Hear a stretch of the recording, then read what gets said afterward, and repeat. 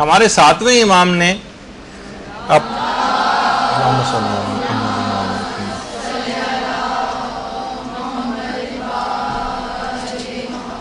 اپنی بیٹیوں کو ایک وصیت کی تھی. وہ یہ فرماتے ہیں کہ ساتویں امام نے اپنی بیٹیوں کو وصیت کی تھی کہ شادیاں نہ کرنا، کیونکہ ان کے لیے سید کفو موجود نہیں ہے. اب میں بار بار کفو کہوں گا، کفو ویسے صحیح نہیں ہے، کف ہے چلے، لیکن عام زبان میں یہی استعمال ہوتا ہے تو میں اسی کو کہوں گا تاکہ آسانی رہے. سید کفو موجود نہیں،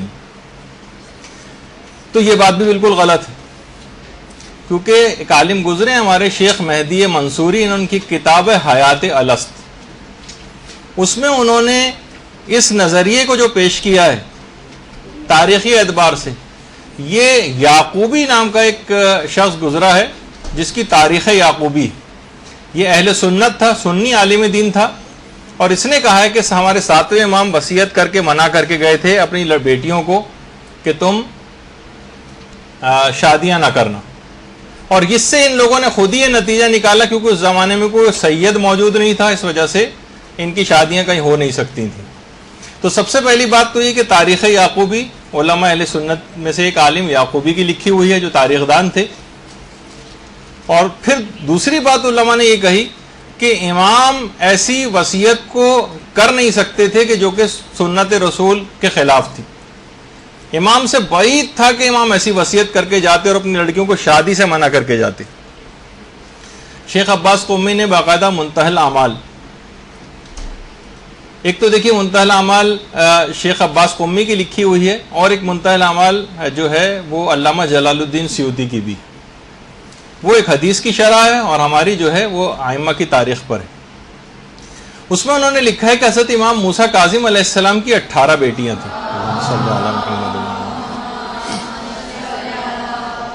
امام کی 18 بیٹیاں تھیں، اور خود شیخ مفید نے بھی اپنی کتاب میں امام کی 37 اولادوں کا تذکرہ کیا، جس میں سے 19 بیٹے تھے اور 18 بیٹیاں تھیں، اور 2 بیٹیوں کے نام فاطمہ تھے. صرف 6 کے نام تاریخ میں آئے ہیں ان 18 بیٹیوں میں سے، صرف 6 کے نام تاریخ میں. اچھا، ائمہ نے اپنی اولادوں کی شادی کہاں کی، کن افراد سے کی، زیادہ تر تاریخ خاموش ہے، اور پھر ان میں سے بھی کتنوں کی شادی ہوئی کتنوں کی نہیں ہوئی اس کے متعلق کوئی روایتوں میں پتہ نہیں. اصل وجہ اس کی یہ تھی جو سید جواد حسینی ہمارے عالم گزرے اور شیخ مہدی منصوری، انہوں نے اپنی جو کتاب میں اس کی وجوہات لکھی کہ امام کی جو بیٹیاں تھیں ان کی شادیاں کیوں نہیں ہوئی تھیں. کہا اس کی وجہ ہارون اور مامون کے شدید ترین مظالم اور سخت ترین دور تقیہ تھا. ان کی شادیاں نہ ہونے کی وجہ، ان کی شادی نہ ہونے کی وجہ ہرگز بھی یہ نہیں تھی کہ اس زمانے میں کوئی سید موجود نہیں تھا، نہیں، صرف اس وجہ سے وجہ یہ تھی کہ شدید ترین ہارون اور مامون کے مظالم تھے، اور ایسا زمانہ آیا تھا کہ امام موسیٰ کاظم کے گھر کا رخ کرنے کی سید بھی جرت نہیں کر سکتے تھے. اتنا شدید دور تقیہ تھا کہ امام کے گھر میں رشتہ کرنے کے دوسرے معنی فقط قتل ہو جانا تھا. ان کی شادیاں نہ ہونے کی وجہ دیکھیے، اس کو موڑ توڑ کے سید نہ ہونا قرار دے دیا گیا.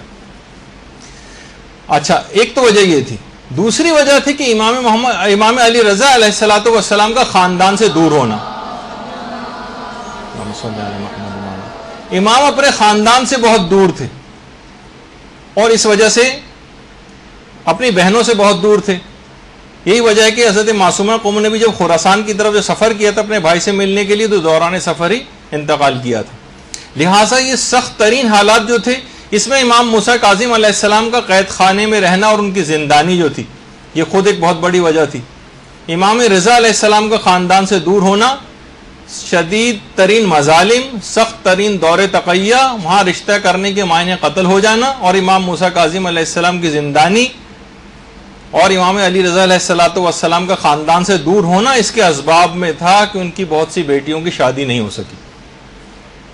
اچھا، اگر ہم بالفرض یعقوبی کی بات کو مان بھی لیں، جیسے اس نے کہا کہ امام وصیت کر کے گئے تھے، تب بھی اگر آپ تاریخ یعقوبی پڑھیں اور اس کے اندر امام کی وصیت دیکھیں تو امام نے وصیت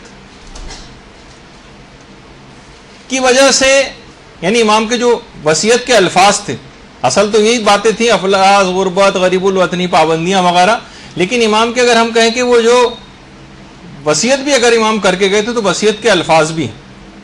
وصیت کے الفاظ کیا تھے امام نے فرمایا تھا، ساتویں امام نے، کہ کوئی بھی لڑکی امام علی رضا علیہ السلام کی مشاورت کے بغیر کوئی بھی نکاح نہ کرے.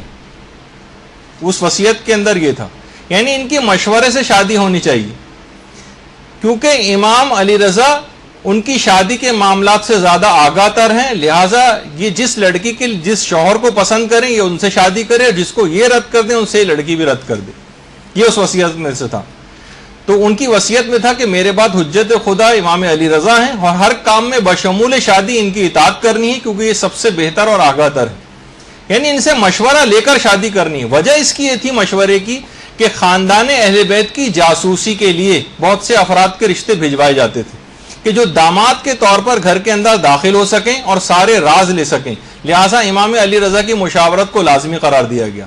لہٰذا یہاں پر کوئی سید کفو اور غیر سید کا مسئلہ نہیں تھا، بلکہ شدید ترین حالات اس کی ایک وجہ تھے، اور اکثر روایات کے اندر تو وہ ہمیں وہ حالات پتہ بھی نہیں جو اس زمانے میں تھے کہ جن کی وجوہات کی بنا پر ان کی شادی نہیں ہو سکی، کیونکہ ساری باتیں حدیثوں کے اندر آئی بھی نہیں کہ اور وجوہات کیا تھیں.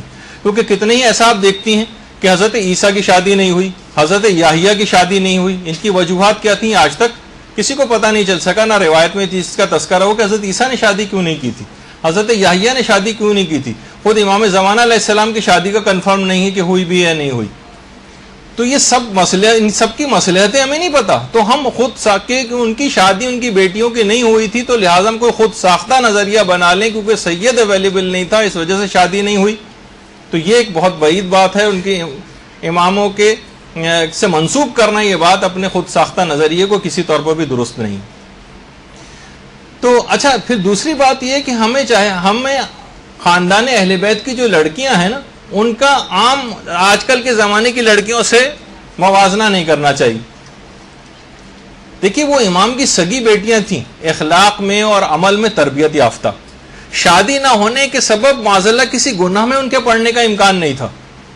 شادی دیکھیے اس وقت واجب ہوتی ہے جب شادی نہ ہونے سے کسی گناہ میں انسان پڑ رہا ہو، ورنہ شادی یا تو مستحب ہوتی ہے یا مباح ہوتی، حرام اور مکروہ بھی ہوتی ہے، لیکن یا تو عمومی حالات میں یا مستحب ہوگی یا مباح ہوگی. اگر کوئی گناہ میں پڑ رہا ہوگا تو شادی واجب ہوتی.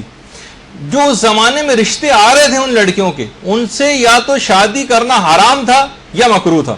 مثلا کون سے رشتے آ رہے تھے؟ ناصبیوں کے رشتے آ رہے تھے، دشمن اہل بیت. دشمن اہل بیت کافر، معلوم ہے کہ یہ شخص ناصبی ہے، اس سے شادی کرنا حرام ہے. یا تو وہ حرام رشتے تھے یا مکروہ رشتے تھے.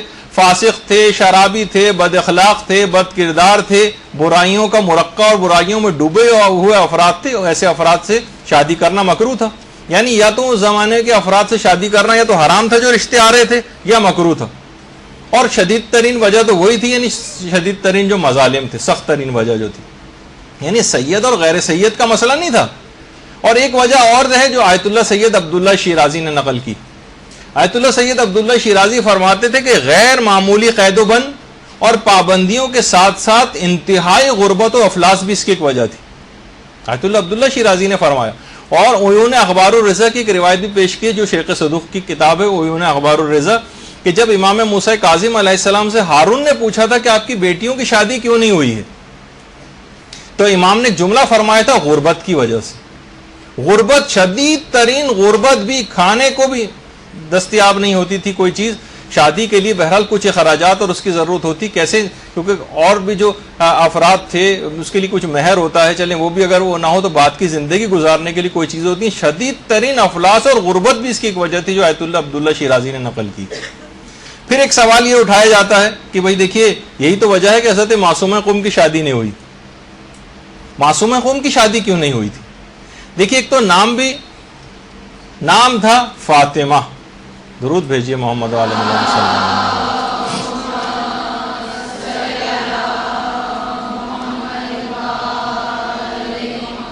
معصومہ قم کے لیے معصومہ کا لفظ سب سے پہلے حضرت امام علی رضا علیہ الصلوۃ والسلام نے استعمال کیا. سب سے پہلے معصومہ کا لفظ، اس کی کون سی روایت ہے ابھی اتنا وقت نہیں میرے پاس، لیکن سب سے پہلا لفظ یہ معصومہ کا جو خطاب ہے یہ ہمارے 8ویں امام نے ان کو دیا. اخلاق و کردار و سیرت میں مکمل حضرت فاطمہ الزہرا سلام اللہ علیہ کی شبیہ.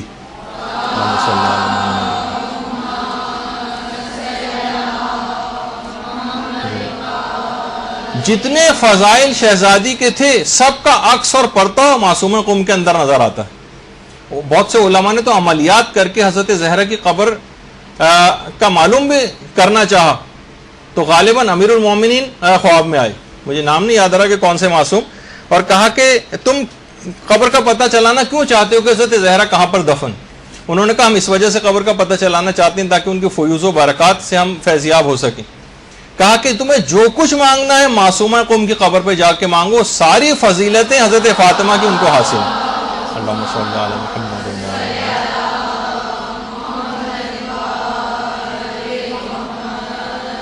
ساری فضیلتیں ان کو حاصل ہیں، جو کچھ مانگنا ہے ان سے جا کر مانگ لو۔ اور انتقال بھی اسی عمر میں کیا ہے، تقریباً 18 سال کی عمر میں، بعض روایت میں بہرحال 22 سال کی عمر بھی آئی ہے کہ 22 سال کی عمر میں حضرت معصومہ قم شہید ہو گئی تھیں۔ آیت اللہ بہجت سے کسی نے پوچھا کہ کیا حضرت معصومہ قم مقام عصمت پر فائز تھیں؟ کیا یہ معصومہ تھیں؟ یا لقب کے اعتبار سے تو ٹھیک ہے کہ ان کا لقب معصومہ ہے، لیکن جس طرح چہاردہ معصومین علیہ السلام ہے، کیا اس طرح سے معصومہ تھیں؟ کیا یہ معصوم تھیں؟ تو انہوں نے جواب دیا آیت اللہ بہجت نے کہ حیرت ہے کہ جس کی قبر کی زیارت سے جنت واجب ہو جاتی اس کے متعلق تم پوچھتے ہو کہ وہ معصومہ تھیں یا نہیں۔ اللہم صلی علی محمد و علی محمد۔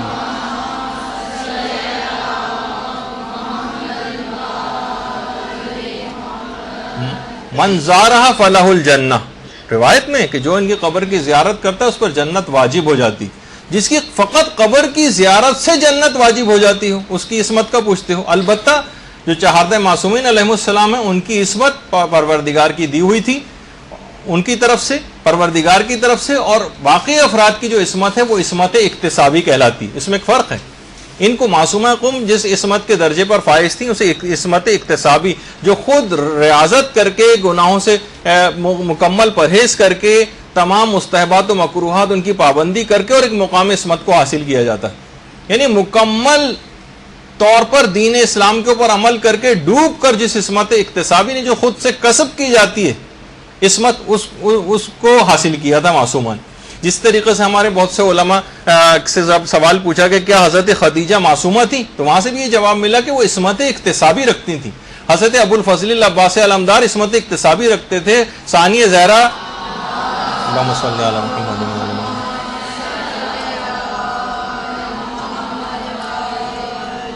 حضرت زینب سلام اللہ علیہ ایک عصمت اکتسابی رکھتی تھیں۔ تو جس طرح حضرت فاطمہ کے متعلق پیغمبر نے فرمایا تھا کہ اگر علی نہ ہوتے تو فاطمہ کوئی کف نہ ہوتا، کوئی ان کے ہمسری کے قابل نہیں تھا، اسی طریقے سے ان کی بھی ہمسری کے کوئی پوری دنیا میں قابل نہیں تھا۔ یعنی مقام عصمت اکتسابی حاصل ہونے کے بعد کسی گناہ میں پڑھنے کا شادی نہ ہونے کی وجہ سے کوئی شائبہ، کوئی تصور سے محال اور بالاتر یہ بات تھی، تو لہٰذا معصومہ قم پہ شادی واجب بھی نہیں تھی۔ دوسرا پابندیاں، افلاس، غریب الوطنی، مظالم، شدید ترین دور تقیہ، اور خود ان کا کوئی ہمسری کے قابل نہ ہونا کسی شخص کا ان کی شادی نہ ہونے کی وجوہات میں سے۔ اس کے علاوہ بھی ہو سکتا ہے کہ کچھ وجوہات اور بھی ہوں جو کہ ہمیں اس وقت جو ہے وہ معلوم نہیں۔ برحمتك يا أرحم الراحمين وصلى الله على محمد وآله الطاهرين